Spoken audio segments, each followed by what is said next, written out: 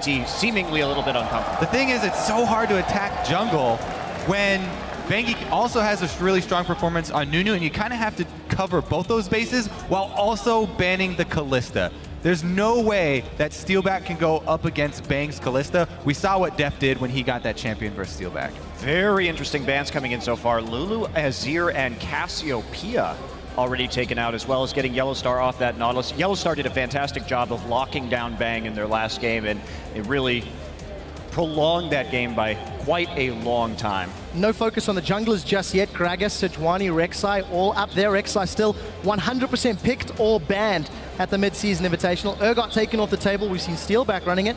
Last ban from Fnatic. LeBlanc or Kalista's coming. It has to be. So will SKT go with the LeBlanc? I feel like they have to take it away because Febiven will take it then in the next round. Gonna first pick the Rek'Sai, however.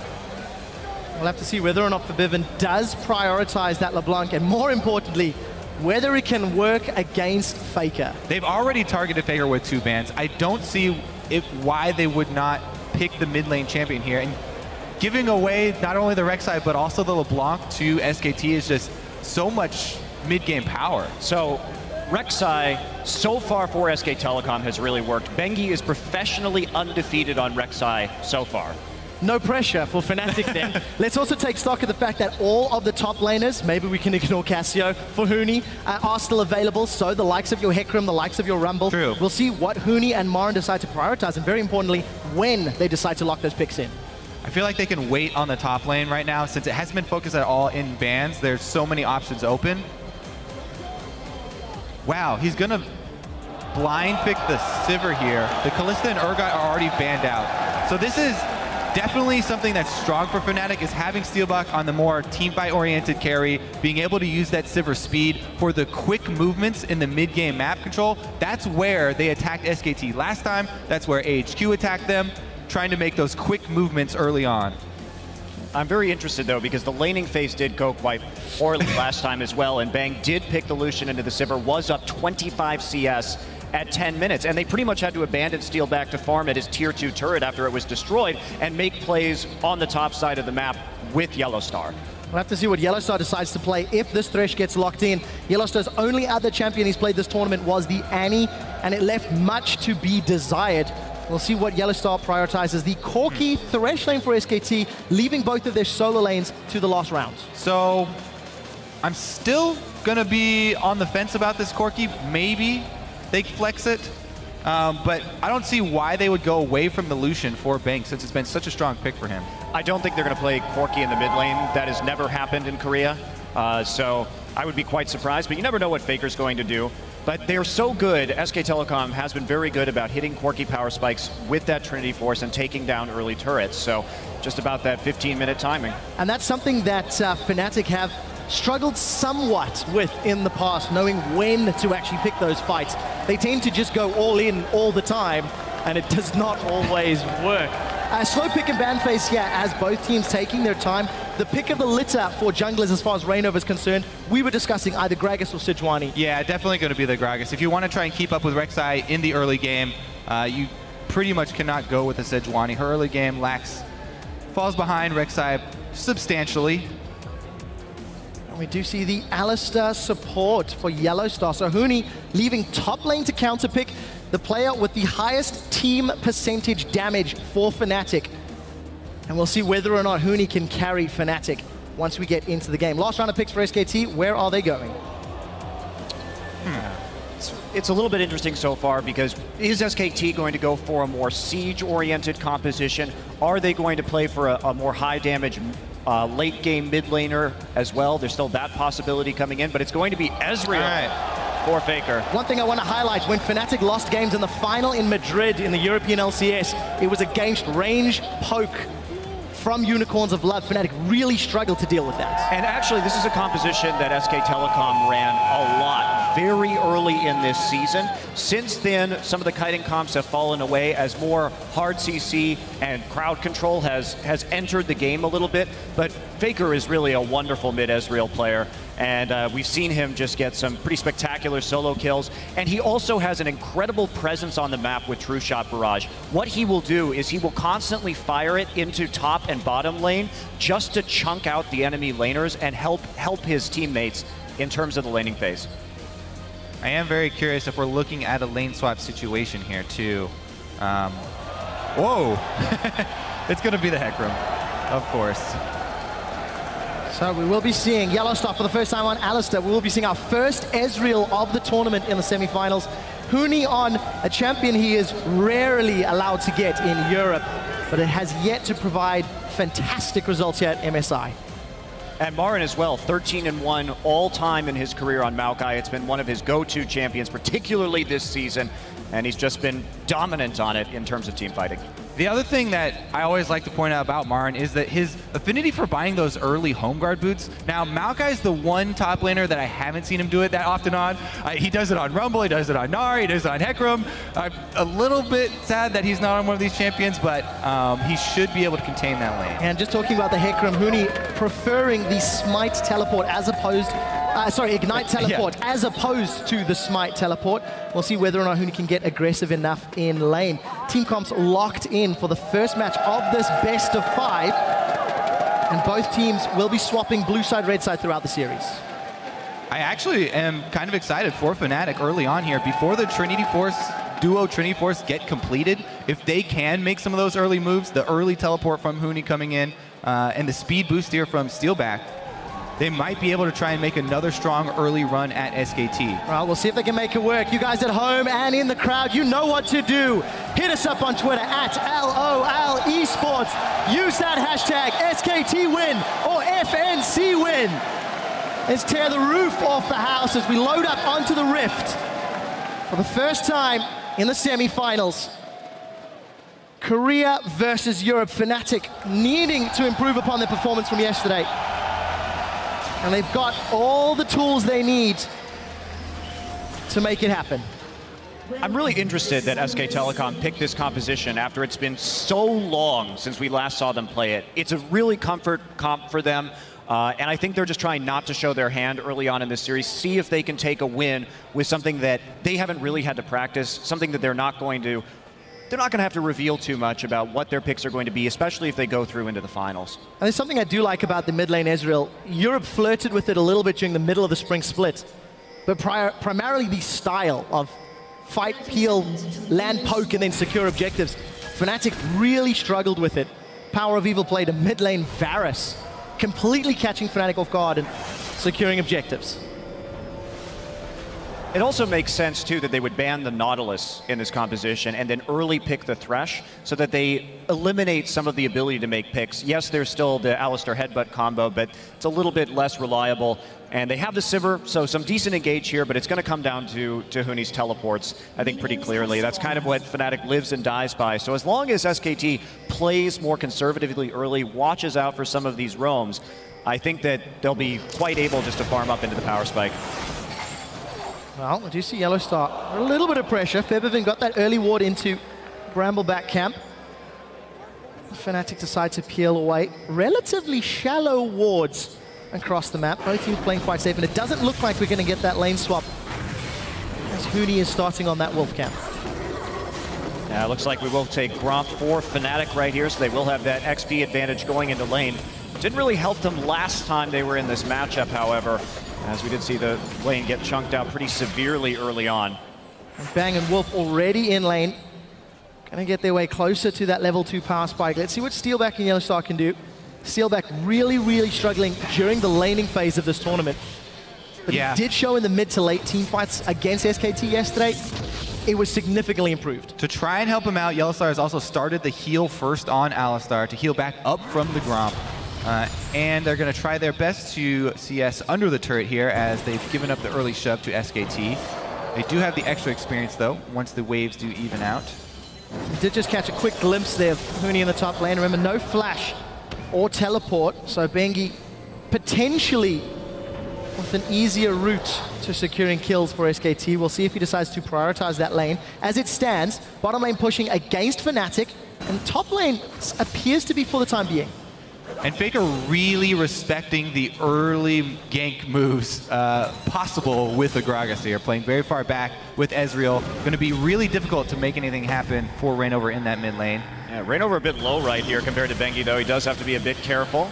Could have a bit of a scuffle over the Scuttle Crab right here. MaRin actually getting quite low on the top side. Oh, there's an Ignite for Huni, but not a lot of mana. Forces the flash. Wow, forces it threat without even using the Ignite as well. That is absolutely huge. Plus, Huni can keep this wave right where he wants it. There's an extra range minion there, so he can just hold that wave in his territory and make MaRin overextend once again. They have to expect, since they just saw both junglers in the top side, though, that there will be continued jungle pressure here.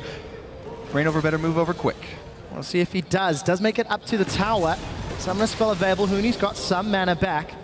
Bengi attempting to counter, I believe. We'll see if he decides to come in. Here comes the gank. Reignover's available. This is a 2v2. Huni's in trouble. That's a flash from Reignover. First blood secured by Huni. And they turn their attention to Bengi, but it's not enough. And Fnatic are on the board. You have to see that one coming. Yeah, Bengi, absolutely. Are you kidding me? Bengi, you just chased him out of the Dragon Pit. You know your top laner is down flash, plus he's up against the Hecarim, who has the advantage with Ignite. Yeah. That is just insane to go for that. Yeah, there's no way you win that 2v2. At the best, Bengi should have been there waiting to see and maybe disengage a little bit, but you certainly do not go in. Terrible gank. Well, SKT immediately on the back foot. Fnatic, small advantage. Ninja Tabby picked up for Huni, as well as the Skirmisher Saber for Reignover. He did train to go the Cinder Hulk on Gragas, but he prioritized the Warrior when he was on Rek'Sai for those aggressive ganks. Febiven does distortion in, goes backwards. That's a flash fall from Bengi. Febiven responds in kind. Faker rooted in place, unable to follow. Faker should be recalling for his tier at about this time, so it looks like he will go back and already with the CS advantage in this lane by just a little bit, but there's going to be a lot picked up on that turret at the same time. Reignover already invading in the jungle. Bengi has to back off. We really have to look down the road as well. The ramifications of that move up top are going to be tremendous. The first blood went on to Huni. He's got the early boots. He can upgrade to his home guards early. Uh-oh. Oh, YellowStar, are you doing it again? He's played backwards. Bengi gets pulled in. YellowStar's knocked up. Summoning heal used by Steelback, and he's on the retreat. Pulverize comes out, and YellowStar in the wrong position gives up the first kill to SKT. Yeah, MaRin still having a hell of a hard time here in the top side. Huni. Interesting that he got the Ninja Tabby as well. It's first item not really going to help out. He must be very confident about how this lane is going to go because that gold isn't particularly useful to him, at least in the 1v1. Yeah, I guess here. Also, he won't have, you know, any sort of reduction on if he gets hooked, I guess. That would be really the only issue. Double AD comp, gentlemen. He's buying for the mid game and the late game. Huni's a guy that wants to take over the entire game, not just the lane. And he always teleports to help out his duo lane, so we'll see if that helps him out. Anyways, MaRin may be in trouble. Reignover's coming in, level 5. True Shot Barrage flying in from the mid lane. Onslaught of Shadows coming in a little bit of trouble, looking for the last hit. They do manage to tag team, and Reignover goes down to the minions. Assist to Faker, they tried. And that is what you have to worry about when Faker plays Ezreal in mid lane. He is incredibly accurate with True Shot Barrage coming out of mid. And he will constantly shoot it. Every time the cooldown is up, he'll push a wave with it. He'll try and chunk out the duo lane and bottom. So he has so much presence on this champion, it's absolutely ridiculous. Yeah, I actually really like it for Faker. Because people constantly send multiple champions mid, Ezreal, you can be so safe and just farm while you have your tier and contribute across the map. Really good first draft phase here for SKT. 7 minutes on the clock, and we see YellowStar with an early roam to the mid lane. No boots yet. Something that YellowStar does like to do whenever Steelback can just wave clear on that Sivir, but manages to dissuade any roams of Wolf himself. The home guards have been completed here for Huni off of that back, and he has a few seconds of teleport discrepancy here between him and MaRin, but that should come up very quickly. Yeah, and also his dual lane isn't there to take advantage of it right at the moment, so time they hit the lane again, they may be back in. And the other thing is that the duo lane, if you have a weak duo lane like that, it's very hard for you to get ward control, to get deep wards to teleport in on the first place. Because SKT have such a strong duo, and they got that kill on YellowStar, you know, moving up too far to get the wards, they can easily keep those brushes clean constantly down on the bottom side and deny Huni the teleport. I will say I'm a bit confused by this Maokai pick coming in, even though MaRin has been traditionally fantastic on this champion. Just taking the Gnar away here for a more aggressive lane, I think, would have been a lot better and still provide a lot of peel for the double AD carries if necessary. Because it seems to me coming in, if you have to be worried about Huni's presence on the map, so make it as hard for him as possible to make plays. Wow. Yeah.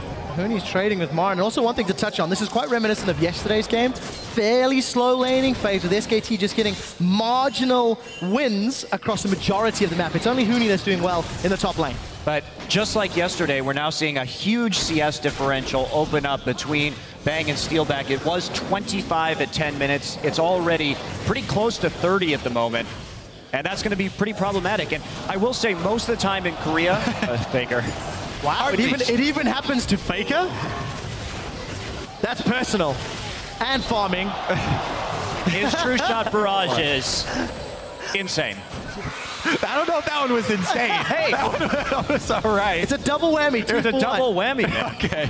Got to double down. Well, to go back, well, never mind. We'll wait for this. Bang does get the lantern. Now, flashes back and gets to safety. Kobe, what would you like to say? I want to go back and touch on Monty's point about the Maokai over Gnar in the top lane.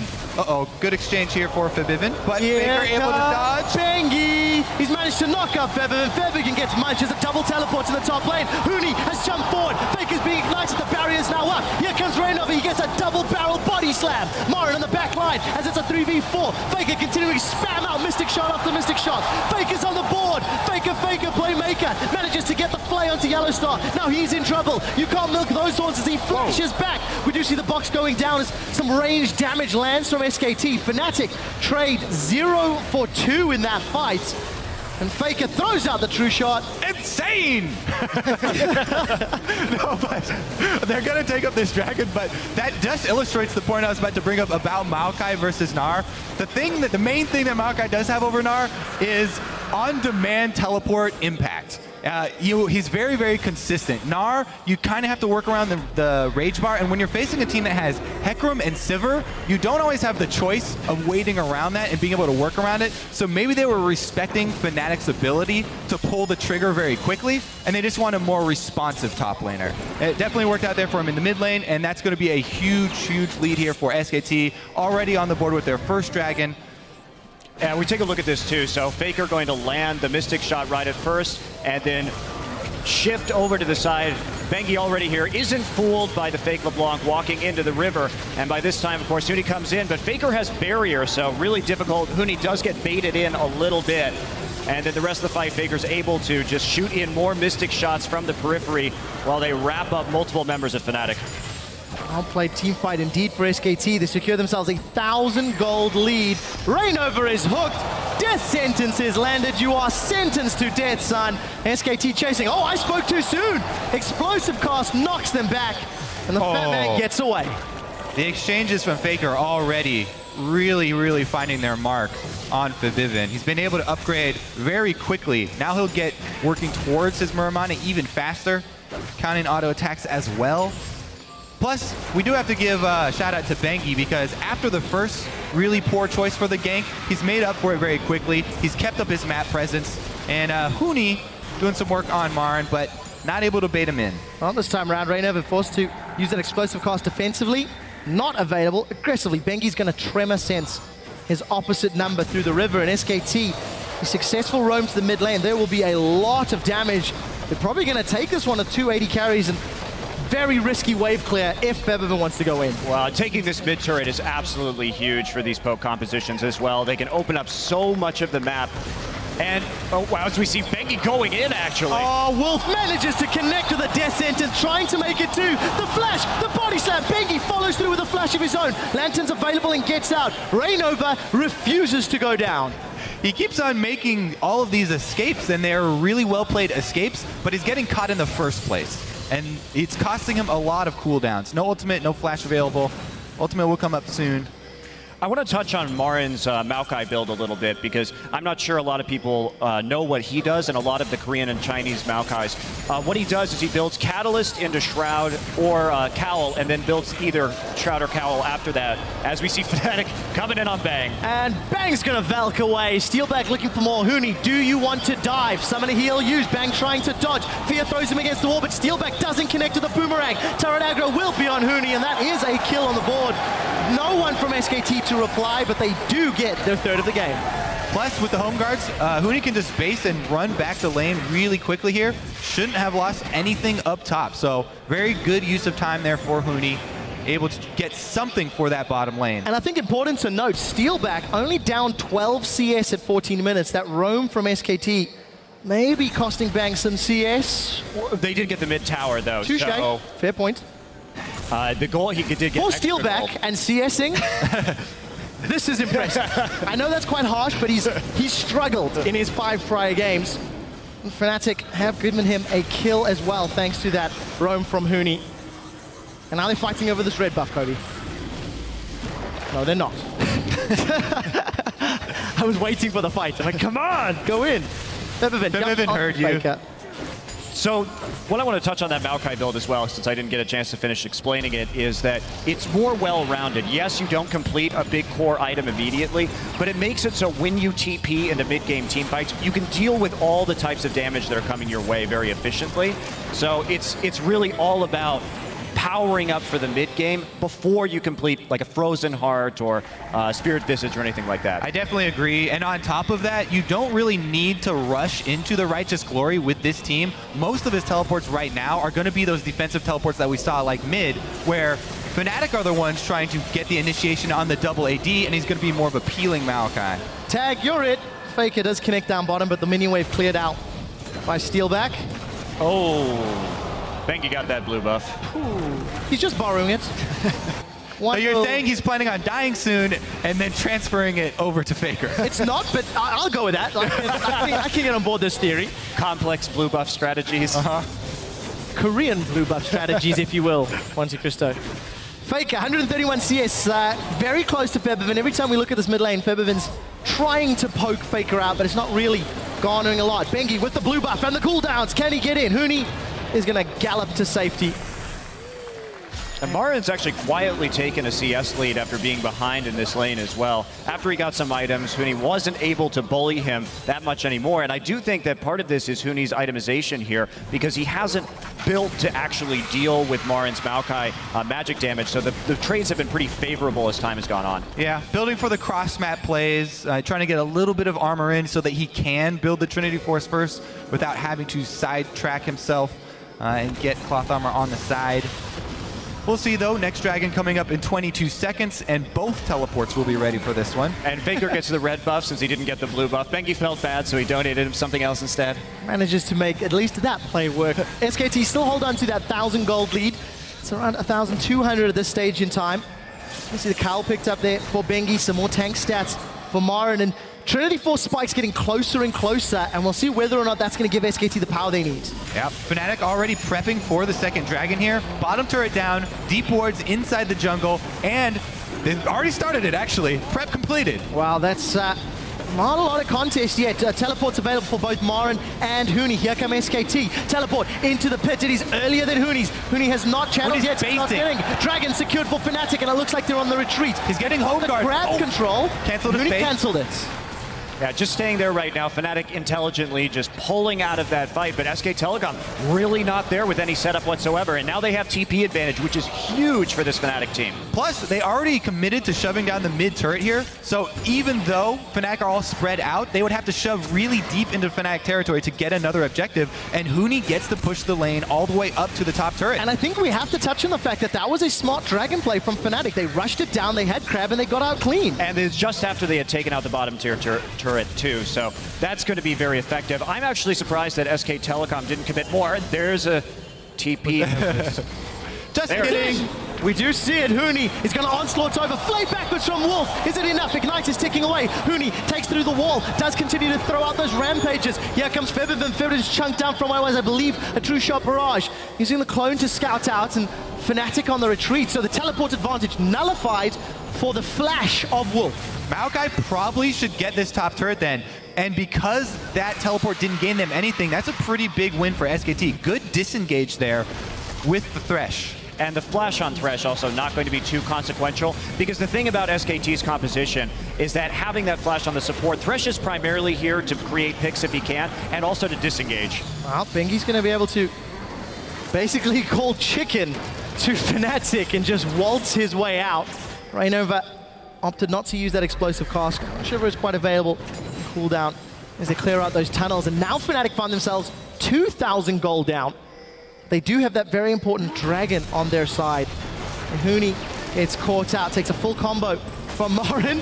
A little pony pat on MaRin's face, and look at the trade difference. Yeah, it's that build that you talked about. While Huni has not built at all for the lane with no magic resist, so much armor and health here for MaRin. He easily can take every trade right now.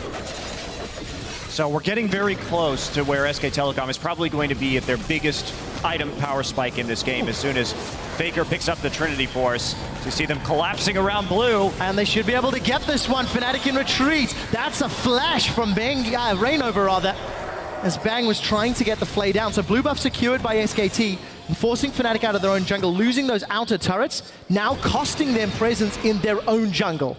And this is a composition that you really don't want to give up your blue buff to SK Telecom, because if they get a blue on Ezreal and on Corki, it's some absolutely crazy poke. Well, we did see MaRin forced to flash into the Baron pit, but Febiven did not connect with those chains anyway. A little bit of an over-aggressive move. I imagine Faker must be very close to that Trinity Force. 2 components completed. And every time we see him chunking out Febiven, that's a lot of damage. Yeah, I really feel like Fnatic are going to need to consolidate fairly soon here, because they don't have the teleport from Huni. Uh-oh. Oh, he missed the chains again. Faker saves a Mystic Shot. He is going to throw the True Shot Barrage and picks the clone. Oh. Febiven goes in. Faker flashes away from the distortion, and that is a very confident 1v1 from Febiven. Double flashes right there. Febiven flashed to even get that opportunity. So even trade there from the mid laners. Really good give and take. That's not something I was expecting from Febiven. He's not really shone this tournament quite as much as he does in the European LCS. But his LeBlanc is seemingly more comfortable for him.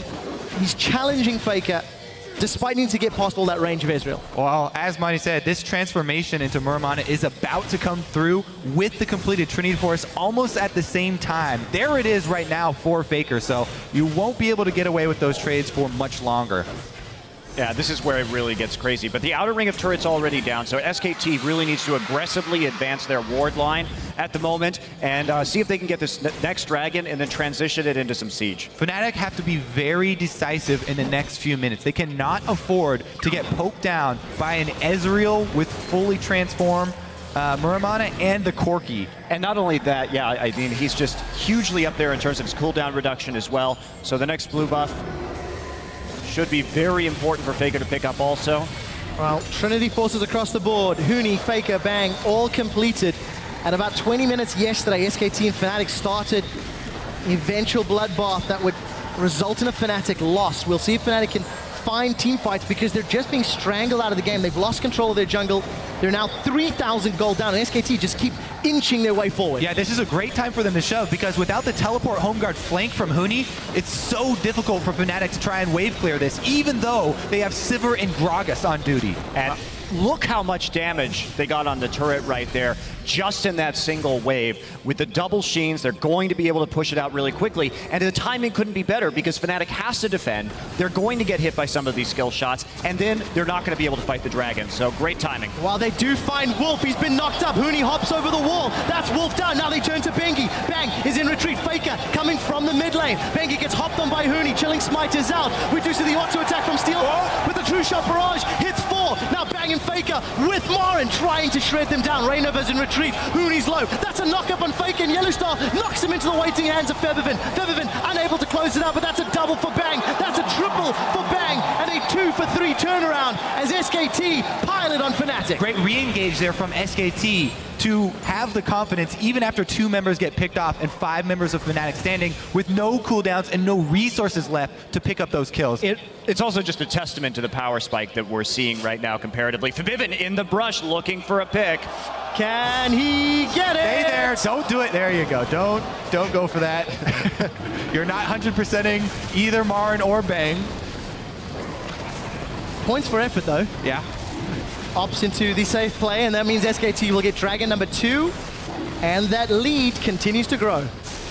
And one thing about this tournament that's very interesting in general is that, yes, of course, Dragon's always been an important objective, but particularly at this one, the team's really going for that as we take a look at this play. So this is the decisive move that I was actually talking about right now for Fnatic, and they get the early quick kill, and they have Bang low, but the choice comes after they pick up Bang here to try and split and run. What they should do is make the call to sacrifice 1 for the greater good of the herd.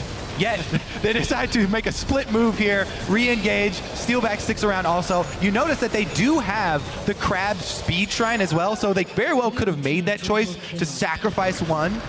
And SK Telecom made a mistake right there. They should not have been in that top side of the jungle, given the fact that the Dragon was about to come up. And Fnatic did a good job of taking advantage of it. But just don't get greedy. Take what you can get during that power spike. Turn it into that Dragon. Exactly. Their power comes from setting up the battle lines with the double AD, trying to stay behind the Maokai and Rek'Sai. Didn't work out that time round, but a re-engage, as you highlighted, Kobe, going in SKT's favor. Bang, got that Blade of the Ruin King completed. Faker picked himself up a Vamp Scepter. Let's go along with that Trinity Force and completed Muramana. Yeah, he's going to be probably going Bloodthirster as his next item just for some additional shield. And the lifesteal he's going to get, the 2 shields with his barrier, he's going to become extremely difficult to kill. He already is extremely difficult to kill. He does have that reputation. Fnatic are quickly running out of options as they are now being denied all of their buffs multiple times in a row. Let's see, here's the fight. Huni's in trouble. The red buff will get secured by Reignover. He smites it, and Huni gets out. But SKT stamping their authority in the top half of the map. Fnatic do have a small window here. Even though they are behind, the key summoner spells for Bang are both down, and Faker doesn't have barrier for a little bit longer, while the teleport. Oh, YellowStar in a little bit of a wrong position. He does get caught by the death sentence, flayed backwards. The box is down. We see YellowStar knocking Wolf into the back line, but he manages to flash over the wall. Teleport going in for Huni. Here comes MaRin. MaRin lands onto Reignover. Faker's trying to find a kill onto Gragas. There he is. Now Huni's found Faker. Faker's down. It's a first hit. Now Huni onslaughts onto Bengi. Bang's in trouble. YellowStar looking for the knocker. He only found the underground critter. Bang is managing to survive. Finds the ledge of the safety. Wolf re-engages. That's a spell shield. Steelback saves himself. Huni's now going to be the next victim, but the boomerang blade kills the man that started it all. Wolf is down. It's not over as MaRin and Bengi want more. They found Steelback. They're looking for YellowStar, and it's steak for dinner as SKT ace the European team. And that should be the inhibitor turret as well. Perfect timing with the minion wave. SKT were already pushing up mid. And right there, it's interesting, MaRin actually going for the Frozen Heart, so not having that many resistances to deal with this LeBlanc, but it's not really their concern. He actually managed to flash back over that wall, get back into the fight, and help turn it around, even though he did get zoned out pretty early on. All right, so let's take another look. This was without barrier, without the flash and heal on Bang either. So it gets started on YellowStar.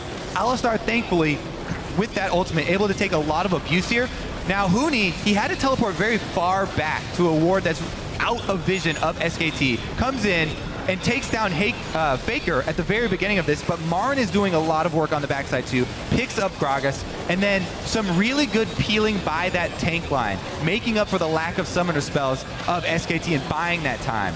Even though it goes down to the Ignite, MaRin's still at full health, and Rek'Sai's healing from her passive does so much in this extremely long team fight. And also MaRin, since he has that Frozen Heart completed, perfectly able to tank the inhibitor turret right there, no problem at all. Can't quite take down the tower itself, however. Well, the inhibitor turrets penetrate almost 80% of your armor. It's really what you want is stacking health to take those. Well, we do see Fnatic playing aggressively around the Baron Pit, trying not to lose control of the crab, but they do in the end. I think that was Bengi smiting it out. Vision and the Shrine available to them, and Fnatic Forced to back off. Still 6K gold down, 4 kills down, 3 towers down. Fnatic did okay in the laning phase. But now they are falling further and further behind. Steelback still yet to pick up an armor pen item. And he's going to need that if he wants to try cut through MaRin or Bengi. SK Telecom starting to look at this Baron right now. They need to set up for the Dragon coming in first. See if they can get number 3. But Fnatic, they don't want to be sneaky around this Baron at all. And if they can get some poke, they may be able to do something right here. Reignover's eaten a lot of death sentences this game. Febiven with no distortion available. We hear Rek'Sai coming in. Reignover caught once more. Huni's looking for a target. Does have onslaught available, but not enough time. He does find on the back line. That's Huni and YellowStar now trying to get Wolf. They've lost their top laner. Fnatic trying to do what they can. They've lost another damage dealer in Febiven. Steelback's in full retreat, as that's not going to be enough. 4 members down as SKT smashed through Fnatic, and that was Fnatic getting caught out once more. And Faker's target selection during that fight was pretty crucial to that victory because he immediately swapped onto Febiven as soon as Febiven entered the fray and killed him almost immediately. Saying one of the reasons why the Assassins fell off in the Cinder Hulk meta. There are a bunch of tanks in this game. It's so difficult for Febiven to get around them to actually get meaningful damage on a squishy target. He uses the combo forward on one of the tanks, the primary tank here, and then he doesn't get to add much DPS at all to this team fight. Meanwhile, Faker on the AD carry, constantly adding damage, whereas Febiven struggling here to do much. Yeah, tries to go straight through the fight right there, and Faker's just waiting for him to come back to his original starting point right there, and picks up the kill after getting a few autos in. Baron and Dragon number 3 for SKT. Almost 10,000 gold as we about to tick over 30 minutes on the clock. Fnatic, the game is now almost out of their hands. Barring a missed position from SKT, don't see Fnatic pulling themselves back in here. They will take solace in their second tower though, and that will slowly close that goal gap. Bengi though, he wants to fight. He's got Baron buff, and Huni's just going to be in full retreat. There's no support by the member yet. And Huni, I think, wise to move himself out of the lane. And this is where SKT really shines. The fact that they got the Baron buff with this poke composition means that this siege is so incredibly hard to deal with. Fnatic has to look for a hard engage. Fortunately for them, the teleport will be back up soon, so they can see if they can find something, but it's going to be pretty difficult. So difficult because they have no map control. Really hard to sneak wards into a good spot here. Relying on those teleports from Huni, much more difficult without wards, Kobe. Bengi pushing top, the rest of SKT pushing both middle and bottom. There are 2 outer turrets remaining, and a lot of damage on that mid lane inhibitor turrets. SKT just pretty methodically going from lane to lane, making sure all the waves go up, and they'll just keep moving around until they find that point of weakness. Fnatic not going to be really able to defend this tower. They already have a position behind it, so that'll be another tier 2 going to SKT. For a team like Fnatic, I think they have to take some solace in the fact that they did hold even for at least the 10 to 15 minutes, but it wasn't enough. And their thoughts must now be on the next game. How do they adjust? It will be a Fnatic blue side match, unless some miracle can occur for them to pull themselves back in. Using Gragas and Sivir to wave clear, but that's a long range Baron empowered siege minion. And Faker can just walk up and face tank these two, considering that he has the Bloodthirster. Makes it even harder. Gonna grab YellowStar though. So much damage being connected from that Mura mana. Tower will fall as Bang and Wolf will take it out. That's the engage. Reignover's in trouble. He's down. SKT now knocking onto the Nexus, or rather the top lane inhibitor. That's 4 members stacked up high. True Shot Barrage thrown across, and Fnatic, they have to somehow fight without their primary tank. Huni's got onslaught available, and I don't think it's going to be enough. Nexus turret now is going to fall. The double 80 carries plus Trinity Force shredding through the Nexus of Fnatic. That's a 4-man knockup, but Febiven eats a death sentence. Wolf has removed one of the damage dealers. The assassin is forced to retreat. Steelback trying to get through. Does have that last whisper, but he's got too many targets. Huni is now down, and SKT waiting for the minions to pour onto the next Nexus turret. Not wasting any time here. This looks like they want to end the game very quickly, and SKT start this best of 5 off on the right foot. Another kill going to Bang. Death sentence on a Steelback. Wolf has been impeccable this game. And at 32.5 minutes, SK Telecom will knock the first nail into Fnatic's coffin. I really like what SKT did in terms of their adaptations. They took away some of these champions that gave them a hard time, particularly I think that Nautilus, because YellowStar really didn't have the same impact as he did in their first game. He couldn't lock down Bang as efficiently, and so the Thresh pick early, the Nautilus ban doing a lot of work here, I think, and denying one of the Fnatic's best players the ability to make plays. Interesting to see the whole team of SKT still sitting discussing the game very intently. Looking at what went right, what went wrong. For Fnatic, I think a little bit of pride in their laning phase. They were not completely outclassed. They were against a team comp that needed time, let's be honest, as well. But they do need to take some of the positives away and try and inject that into the next game of the series. Yeah, I'm really curious what Febiven will do in the next game, because we were looking at the picks earlier, and he's played LeBlanc, Zed, and Cassiopeia only, the only champions he's played here at MSI. He doesn't really play the Azir. So if they even sub in... Interesting, he hasn't played it yet, but it has been banned twice, which is something that we're not used to. We've not seen him play it in EU. Right.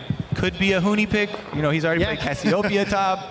Could be something that was happening in scrims here. There may be some other information, obviously, that the players have that we do not. But I'm looking forward to the next ban phase in particular, because Fnatic, I think they were playing with fire a little bit there, not banning out the LeBlanc against SK Telecom. That generally doesn't go too well for people. That's the thing.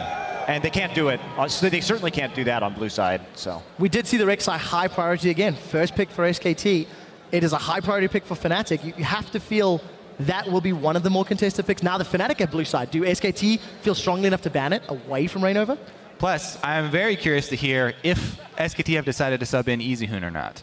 That is a great point. It changes things tremendously, especially being on red side. We will find out shortly. They have 5 minutes after Nexus go down to decide that. And while we wait, we're going to throw to Shox, Chat, and Deficio.